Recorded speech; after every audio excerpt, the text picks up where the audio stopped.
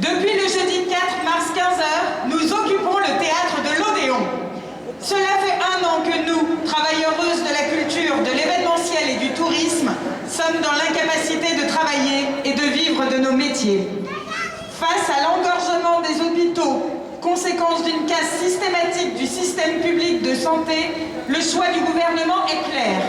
Il privilégie la production, les lieux de grande consommation, tandis qu'il maintient fermés les lieux de vie, de création et de sociabilité. Il apporte un soutien financier massif aux grandes entreprises, alors même qu'il compte faire plus d'1 milliard d'euros d'économies sur le dos des chômeuses, dont le nombre ne cesse d'augmenter. Nous exigeons un retrait pur et simple de la réforme de l'assurance chômage, une prolongation de l'année blanche, son élargissement à tous les travailleurs précaires, extra et saisonniers entre autres, qui subissent les effets à la fois de la crise et des politiques patronales, ainsi qu'une baisse du seuil d'heure minimum d'accès à l'indemnisation chômage pour les primo-entrants ou intermittents en rupture de droit. De toute urgence, des mesures pour garantir l'accès à toutes les travailleuses et travailleurs à l'emploi discontinu et autrices et auteurs aux congés maternité et maladie indemnisés. Un financement du secteur culturel passant par un plan massif de soutien à l'emploi en concertation avec les organisations représentatives des salariés de la culture. Des moyens pour garantir les droits sociaux, retraite, formation, médecine du travail, congés payés, etc., dont les caisses sont menacées par l'arrêt des cotisations. Pour porter ces revendications, nous exigeons dans les plus brefs délais une réunion du CNPS, Conseil national des professions du spectacle, avec le Premier ministre. Enfin, nous, occupants et occupantes de notre théâtre de l'Odéon, demandons le libre accès à la place et au bâtiment. Nous vous appelons à venir en masse tous les jours à 14h devant notre théâtre de l'Odéon pour des agora publics.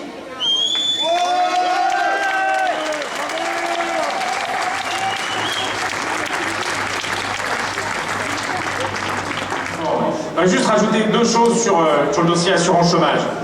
Quand nous avons rencontré, je l'ai déjà dit ici, mais je le répète pour ceux qui sont revenus, ceux qui n'étaient pas là, nous avons rencontré après la manifestation de vendredi dernier le ministère du Travail et il nous a clairement été dit que concernant, évidemment il a clairement été dit qu'il n'était pas question pour eux de retirer la réforme d'assurance chômage. Il a clairement été dit aussi que dans ce contexte, pour les intermittents du spectacle, la ligne rouge pour le ministère du Travail, c'était hors de question de prolonger des droits d'1 an des intermittents du spectacle.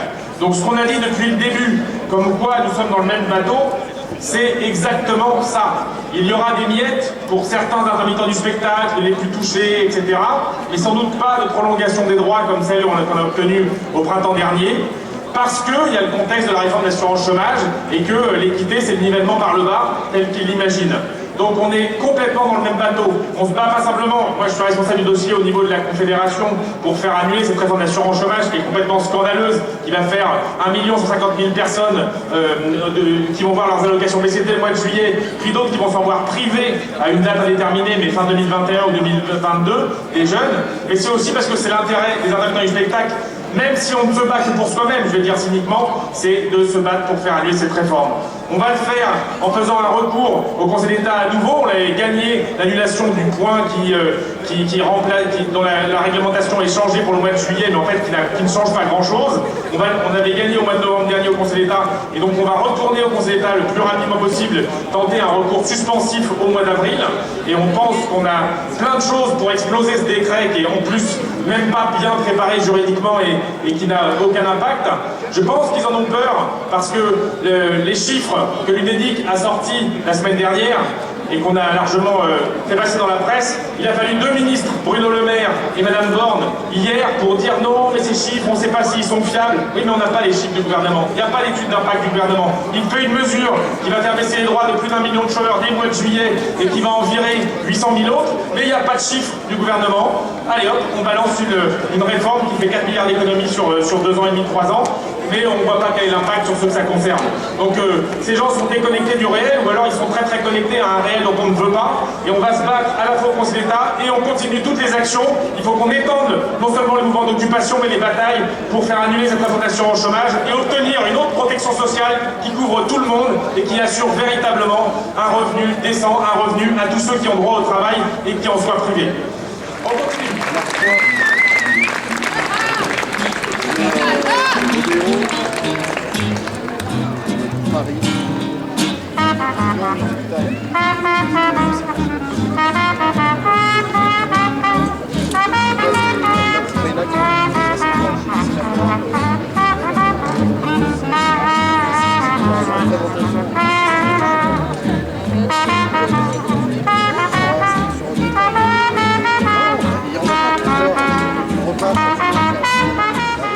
Dans le sillage de l'occupation des ronds-points, nous occupons l'Odéon. Ce théâtre et cette place sont redevenus des lieux de rencontre et de partage.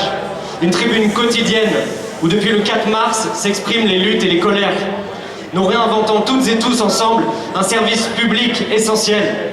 Cette lutte va au-delà des revendications de la culture, car nous exigeons travail et protection sociale pour toutes et tous. Pour continuer cet élan qui nous porte, mettons en commun nos expériences et nos outils.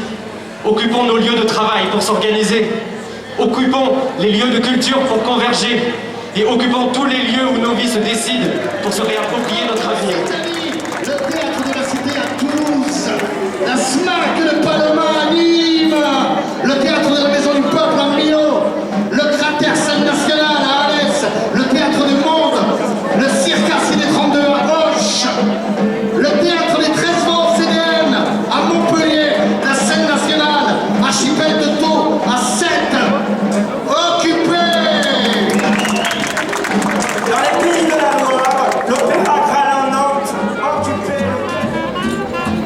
Moi je le crée, en fait tu te démerdes.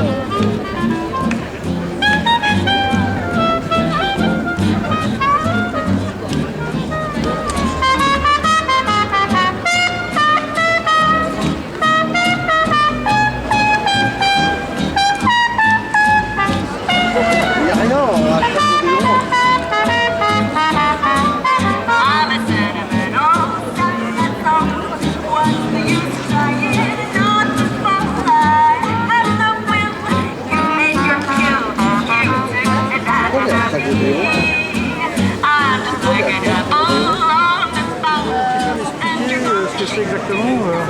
Alors le collectif Blackline, c'est un collectif qu'on a monté en 2018 avec Las, mon ami. En fait, nous on avait l'habitude de peindre en noir et blanc avant. Et pendant Nuit debout en 2018, 2016, on avait peint à la pointe poule match. C'était là, il y avait une nuit debout, on savait qu'il y aurait une manifestation du syndicat de police. C'était les premières fois qu'ils faisaient un peu des manifestations putsch. Et on savait qu'il y aurait un cortège de tête qui viendrait. Donc on a décidé, nous, de peindre au milieu, là où il y avait le Fluctuat Mergitur.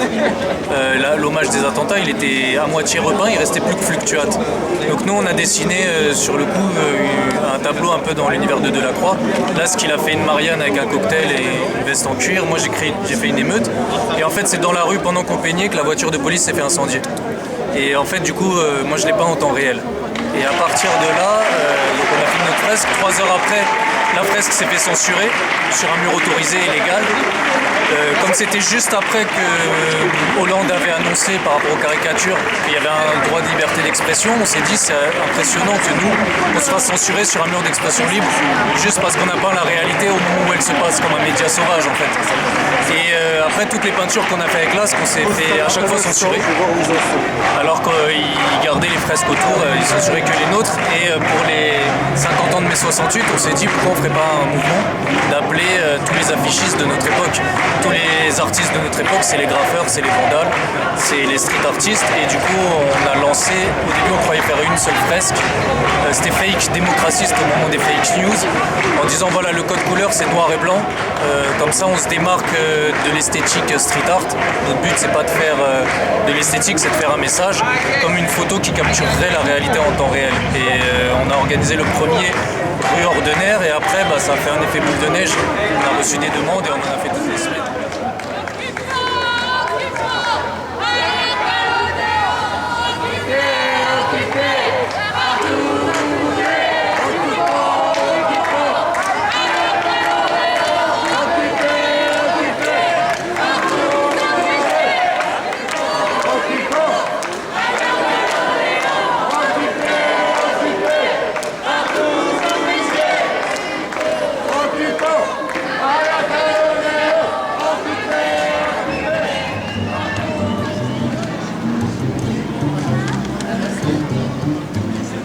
Et là, on n'a pas encore trop le jour, on va faire des photos, des vidéos.